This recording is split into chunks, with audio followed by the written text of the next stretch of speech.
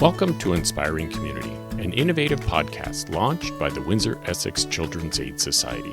The Society is very aware of the diverse, multifaceted elements of our community that come together to support children, youth, and families as they celebrate success and rise to overcome significant financial, social, and mental health challenges. Host Tina Allen, Manager of Community Outreach, and her co-host Mike Clark reach out to many of the Society's community partners and resource organizations to provide insight and helpful suggestions to help overcome these obstacles. The goal is to provide a practical toolkit for listeners on topics such as managing parenting issues, financial strain, self-care, strengthening relationships, and so much more. The hope is by talking with community experts, listeners feel more connected within a community of support. Join us as we look at new ways to reach for a better tomorrow. Hello, everyone, and welcome to Inspiring Community, a podcast of the Windsor Essex Children's Aid Society. I'm Mike Clark, co-host of this podcast. And I'm Tina Allen. Today, we are really privileged to have with us Dr. Nila Das, Executive Director of the Windsor Essex Child and Youth Advocacy Centre. Welcome, Nila. Oh, thank you for having me, Mike, and I'm very honored and happy to be here with all of you and Tina. Yeah, so we're so fortunate to have you. We work so closely together in the community, Yes. so we are excited to have you and talk about what's going on at the Advocacy Centre. Yes. So but before we get into all of that, can you just give us some background about yourself and your journey and what led you to be working with children and youth who've experienced abuse and violence? Yes, so I have started working with youth and children not very long ago. It was, it's almost 3 years professionally, I would say.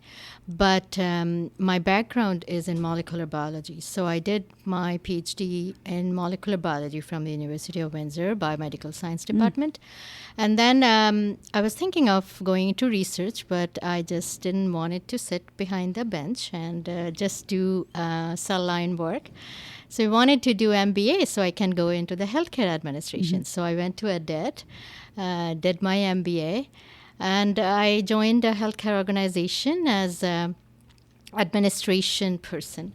So while I was doing it and COVID hit, I felt that in our organization I was doing a lot of program development, stakeholder connections, and all transformation department. But while I was doing that, I felt like there was I felt a joy connecting with the community services. And I was feeling that in the healthcare sector at that time there was a lot of risk mitigation, not much impactful work was going on. So I wanted to move into the community and social services sector, and that's how this was an opportunity I found in the community, and then I joined.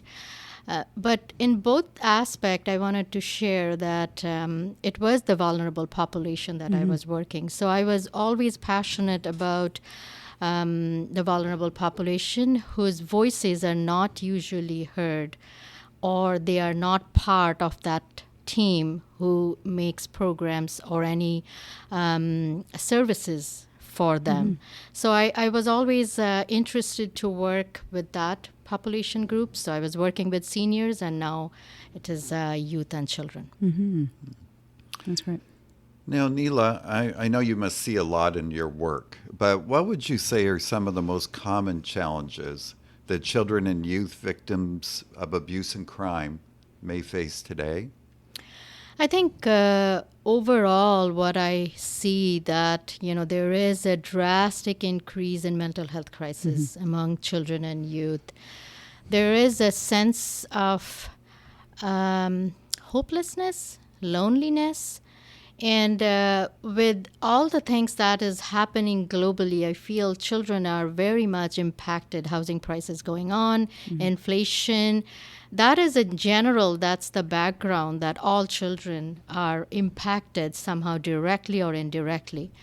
But when we see particularly the children that are victims of abuse and crime, we feel that, they are being not able to always talk about their experience because there is a lot of shame associated with it, not able to connect with the right person. So we call it a safe person, which is not always their parents.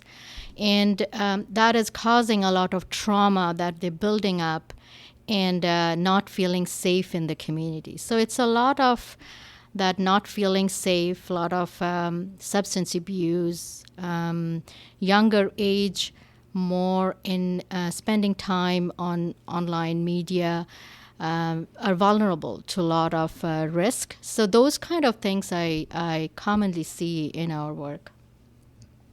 Thank you. Mm-hmm. And as far as that crime piece, what specifically are you seeing in that area?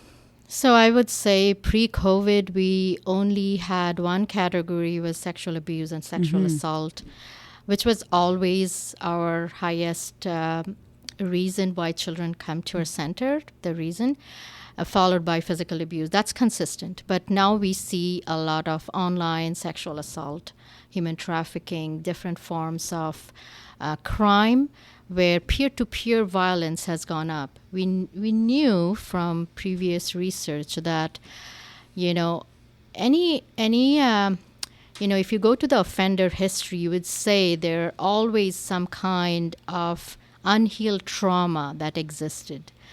Gun and gang violence has gone up in the community. Youth crime has gone up.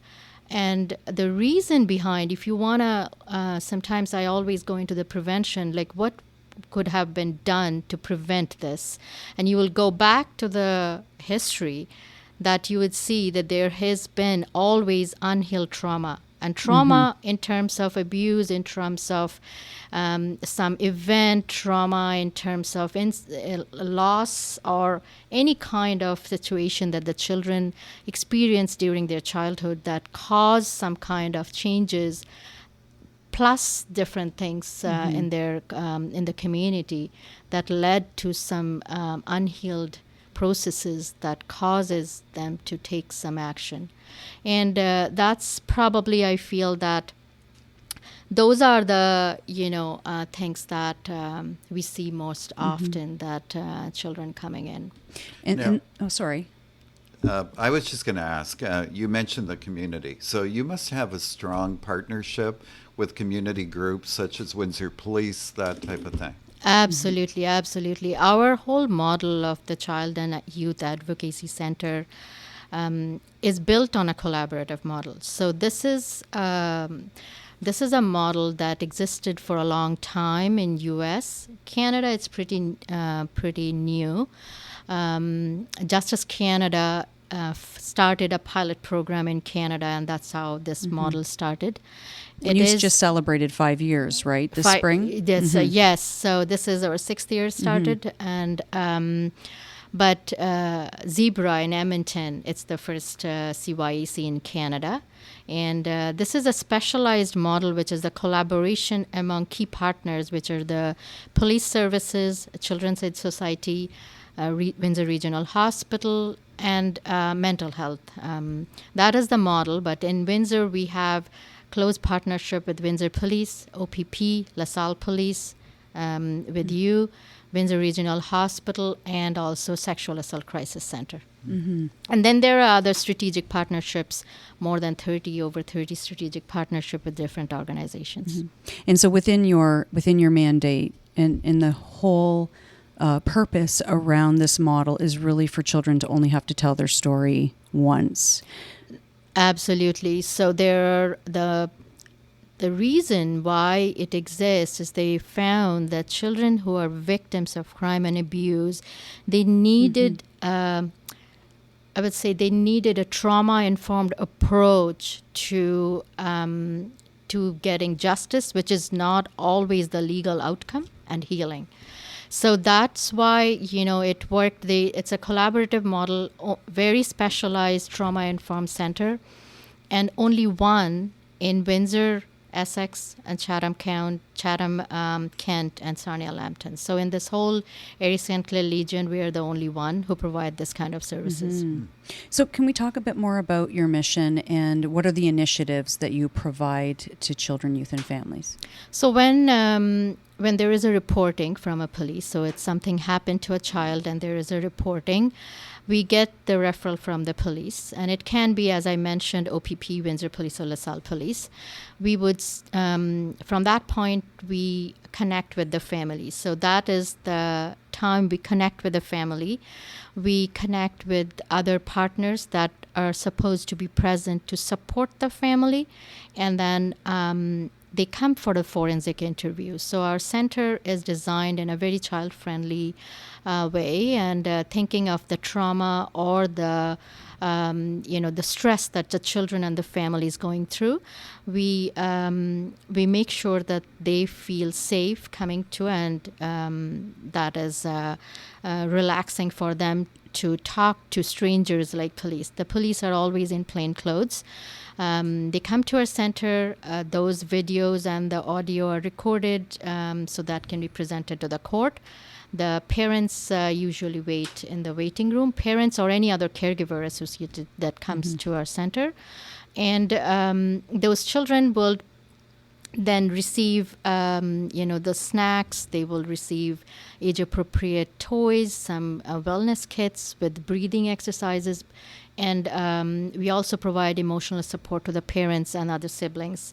And from that point, it's the whole navigation. So the parent doesn't have to connect individually with any other therapy or services that the child require. We connect with them. We tell them their stories, so the children don't have to, or the parents don't have to tell their stories. And then any other services, emerging need management. We also are the main contact for the children in terms of the MDT, so the multidisciplinary team, which are the police, CS, the partners I mentioned. We are we connect, and also any kind of follow-up and check-ins. So police's job is when the charges are pressed. So they finish the investigation, charges pressed. CS usually involved when there is threat in the family environment. But if the incident is happening outside, then CS is not that involved in their life. And Windsor Regional Hospital, where there is more kind of a sexual assault treatment center, is involved if there is any treatment needed due to an incident. But we stay in the life of the children and families as long as it takes for them to heal. So it might take 1 or 2 years, and they go for trial. We help them in that time, and then the post-trial, any kind of therapy or referral they need. Yeah, when you think about the center and it being child-focused, to know that it's also there for the caregivers for systems navigation, like that's huge. Absolutely. That's really big piece of that. And then the ongoing, the aftercare, and that's great. Yeah, you made a good point, Tina, because we started as the center where we can help the family and the children not go to a police station to provide statement. It's kind of intimidating. We wanted them to come. But over the years, what we have noticed that all the testimonials, all the feedback that we get from children are mostly, they are appreciative of the center, but they are always appreciative that there is someone calling us usually monthly to ask them, how are you doing? Do you need anything? So they are always very appreciative, because sometimes they are also dealing with relationship losses, lot of navigation in the court system. So they just sometimes need someone to check in on them. Yeah.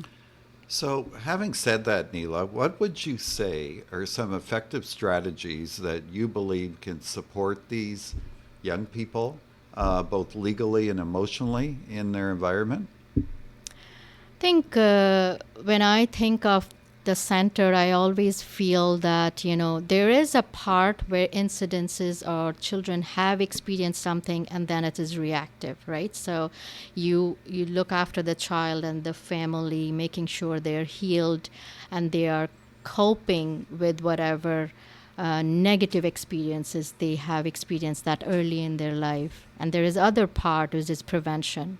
So we focus a lot of that as well by understanding why children and youth are feeling vulnerable. What are the reasons that, there is early relationship violence is happening. So you would see as young as 12 years old, they are in youth dating relationship violence has gone up significantly, which is a part of intimate partner violence, but that is affecting youth. So those kind of things tell us that, as a community, we have a role to play in teaching children and youth what is a relationship, what are the warning signs, what is a safe relationship, healthy and unhealthy relationship. Children always feel, they want to feel talking to someone in a safe, non-judgmental way. And sometimes they don't have that environment.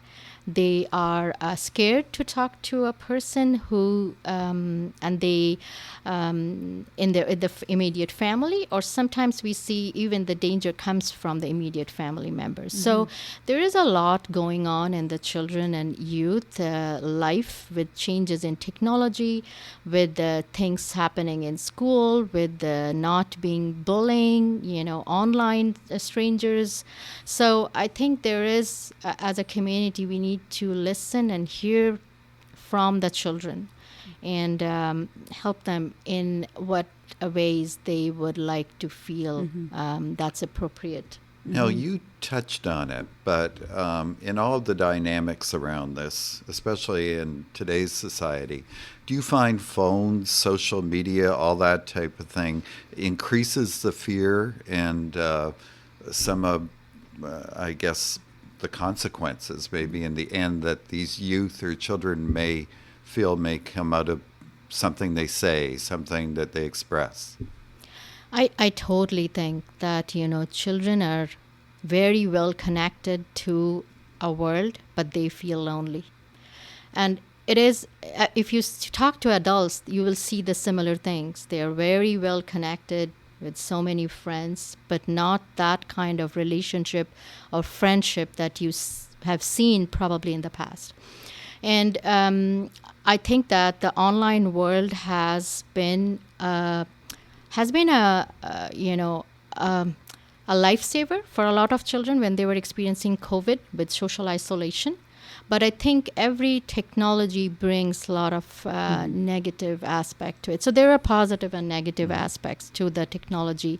Children were, now we see that there are a lot of platforms that children engage, and there are different strangers from not even from Canada, from everywhere in the world, connected to those children through those portals. So that's a real danger. But I think, another aspect as a parent, what I feel that we are disconnected. We never grew up with those platforms. So sometimes we don't know how to protect our children from those platforms. And children don't always share everything because they feel like parents wouldn't understand. Like I will give you an example. I saw my son watching someone playing video games, and I asked him that, why are you watching? You're not even playing. Why are you watching someone playing video game? He said, Mom, you also watch games. You don't play, but you watch games. And how is it different? And I paused and I thought, yeah, you have a point.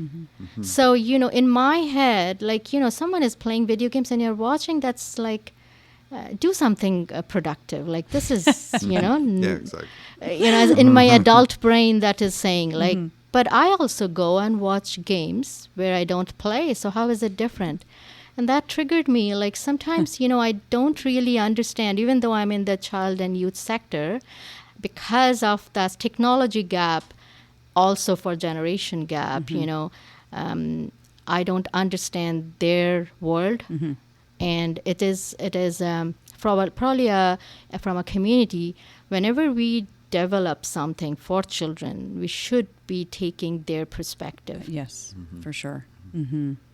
You talked earlier about those key strategic partners, and also about the complexities that you're seeing in the children and youth that come to the center. Are there other partnerships that you're working, that you feel that you need to come to the table? Are you seeing a shift in the way advocacy centers are aligning with other organizations based on those complexities? Yes, and you raised a good point, because sometimes in a community the complexities have in the children's life has gone up so significantly that sometimes you don't really have everything in a community that you can provide the right care. Sometimes it is due to to COVID, a lot of wait times have increased for different organizations where they get, the therapy or counseling services. That saying that, the children who are going into the therapy or counseling services are requiring very long sessions. So, not like, it is not ending in a short 6 or 8 or 10 sessions. There's so much complexity. So that is one part of it. And another part, I feel that the children are experiencing so many things at an early age through different media with the world. If you see in the world, I always find that it's there is the war in Ukraine, Russia. There is the Israel-Palestine, now the Syrian incident, the Bangladesh there.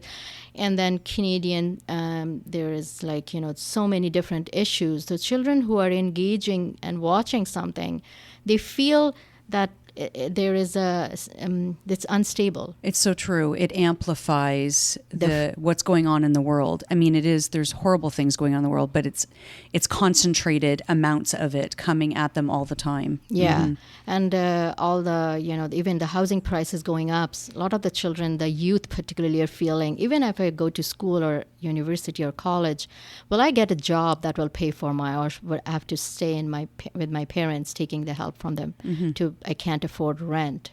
So there is a lot going on in the youth mind, and that's concerning. I'm sure we could be here all afternoon and you could tell us stories, some of the things that you see, but can you share a story, maybe one particular story that profoundly impacted you and how it influenced your approach to the work that you do? Yes, and these are I always try to listen to our parents and our children. And one thing I always have done in my life, that I try to talk to children and I create programs based on their feedback, because maybe we are missing something. Always I feel like we do so much as a community to help something, but the original problems are not going away. We are seeing an increase, no matter it is mental health, IPV, you name it, crime. Why we are putting so much effort and it's still going up? Like, what are we missing? And it is always a thing that I ask from the parents and the children, that what is happening. And one thing I felt that, a lot of these children who we see are from a single parent household, or because of something happened, there are the relationship is at stake. So the dad or the mom or someone close to the child or the youth is not part of the family anymore. So they feel a loss in that relationship. And they needed someone as a safe person or a mentor, or it's a little bit more than a peer who's not the same age, and that was missing. So a lot of community programs that have mentorship programs, but there are also wait times in those programs. So one of our program, I think, Tina, you know about it, that came, we wrote a grant and we got this mentorship to create a mentorship program just for our children. So children and youth who are victims of trauma and experienced abuse and crime. So it is, I'm very, with the team, with the community support and getting feedback from youth, we are still in the process of developing it. But I think those kind of things will help significantly our children to kind of connect with someone and talk in a safe manner, not relying on social media or someone not feeling the sense of loss in there. So yeah, I think another program also we worked on with the survivors of human trafficking, where we found out that they wanted to have someone safe to talk to. So those are the programs that come directly from the people that are impacted. Mm-hmm. Yes. When I think about that mentorship piece, and when we look at the experiences of our young people, whatever they've experienced, and whatever, if the trauma or whatever upheaval they have in their lives, and have experienced the same things, and one youth goes in a positive direction and another youth doesn't, and maybe goes the opposite direction, you always wonder, what was it? What's the factor? What's created more resilience in one particular child or over another? And we know mentorship, that safe person, that someone that can commit to them and to be there for them. And yeah, it's such a phenomenon. So congratulations on that. I hope it continues on the right path. Thank you. Yeah. So what can the community do to support young people who are victims of abuse and violence and crime? Sorry. I think as a community, we wanted to, I always think that as a community, we need to come together. Sometimes, we do a lot of things in isolation in our organization, and where I feel like it's emergent talks. Like I go to a different meetings that we are all talking about collaboration. We're good at that. We're good at meetings. And but I feel now we are thinking more from a collaborative perspective, that one person cannot solve all the problems and challenges of the youth and the children are facing today. So I think as a community, that is definitely is encouraging. For an organization like us, we are in 6th year, as you mentioned, but we still struggle with sustainability. So our operational, even though we do a lot of work, we rely on short-term grants. We have one 5-year funding, which is from Justice Canada, very minimal. So our operational sustainability is always always a kind of a risk, because I can't plan or do anything because I don't have money. I don't know how much I'm gonna get next year. So that's always a worry. And but this is one of a kind of program or center that only Windsor has it. So, and it took us 5 years to build it. So there's a lot of partnership, collaboration, and talk to happen. So that is, if a community spreading awareness of this program exists, any sponsorship of our different programs that we have, or funding, and then definitely collaborative opportunity to work with our children. So you've been around for 6 years. And if, let's say, in the perfect world, you had all that funding come forth, community support and donations, that type of thing, where do you see, Nila, the Windsor Essex Child and Youth Advocacy Centre being in the next 5 years? What would be your focus if you had your crystal ball of what types of programs, what kind of impact you would like to have on the community? I think that's a dream, that I would love to have a youth. First thing I would do, a youth advisory board. That I always feel that we serve to the children and youth, And all of us in this world who are making decisions for children and youth are all mostly from the age range of 45 to 65. And we are so detached most of the time. What happens in our important tables where we create things, the children are not present. And I would like, a kind of a shadow board of a youth or children advisory board to be there, and also in the community to be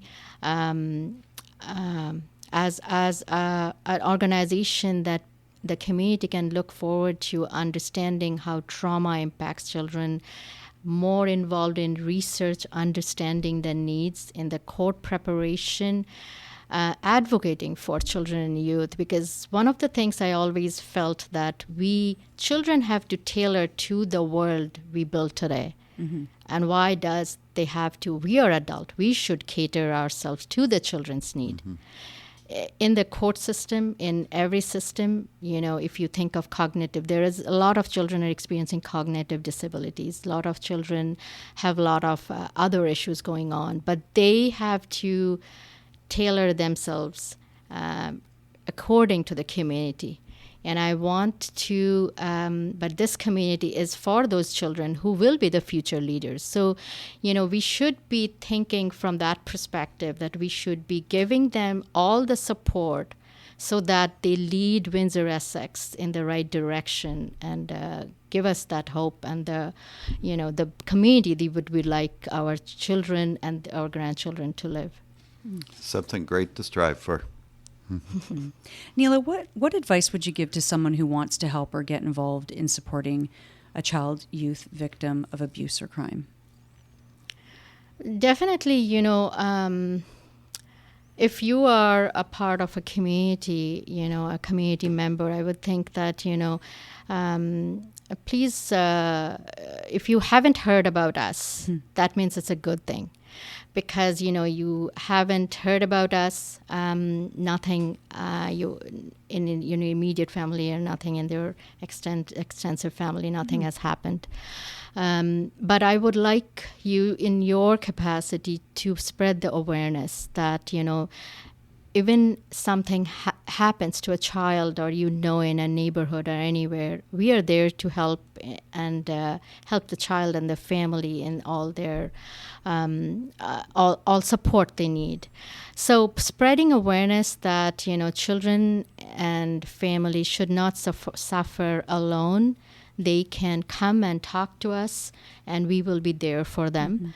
Also, in terms of the businesses, we have a lot of businesses in this community. I would think that, we have a lot of programs. So if the businesses, they are child and youth focused, sometimes these small organizations doesn't have a lot of means to go for to every business and ask for donations. So, come up with something with the businesses that we can have the avenue to donate and sponsor our programs, and also be there for the children and youth. And whenever you see that there is a change in behavior or pattern of a child and youth, ask a question, not being judgmental that, the child is probably just, maybe it's something going on. Just be curious and ask, what can I do for you?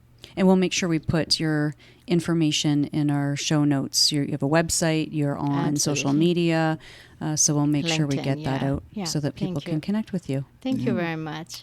So, Nila, this has been a really valuable conversation today, but in leaving us, what would you say is one key message you would like our listeners to take away from today's discussion? I think, as we all know, and we are all part of the child and youth sector, Tina, that I always feel that if we want our future, so when we are in the capacity where we do not have the voice to be on the table, so we are in our senior age and let our children, give them the support so they can be the voice of us, and give them the voice so they can advocate for the community. I always feel worried that today's world, where most of the youth who are in their 20s, when we will be senior, they will be in the 40-45 range, where they will start leading the world. But they are growing up in an unsupported environment where they're seeing more individuality, not community as a leadership. So that kind of worries me, that they are growing up with a mindset that community help, like, you have probably seen that volunteerism has gone down among young population, and it's very challenging. So these things tell me that there is a lot more we have to do as a community to help them understand that the internal happiness and not thinking about own self and then community is going to be a lot more, rewarding in a career. And that kind of leadership, maybe in the schools, like I have went to the business school, where I find there is a lot more stress when I was there about profit share, shareholder interest and profit. Like usually business school teach you corporate sector, not non-for-profit sector is very much not in conversation. So we all think we will be consultant in a corporate sector. So that's kind of the education we always get. But I think there needs to be a transition, that leadership is not always corporate sector, in the corporate sector, about making money and shareholder interest. It's a stakeholder, community interest that has to be somehow put in the curriculum, that children can understand that it is the global community benefit actually benefits you. And that the service recipients are part of the solution too. Absolutely. So they need to be part of the conversation. Absolutely. So Nila, this has been, to echo what Mike said, this has been a great conversation. Thank you so much. And I think we hope we can have you back again, and want to thank our listeners for joining us on Inspiring Community. Thank you, Thank Nila. you very much. Thank you so much.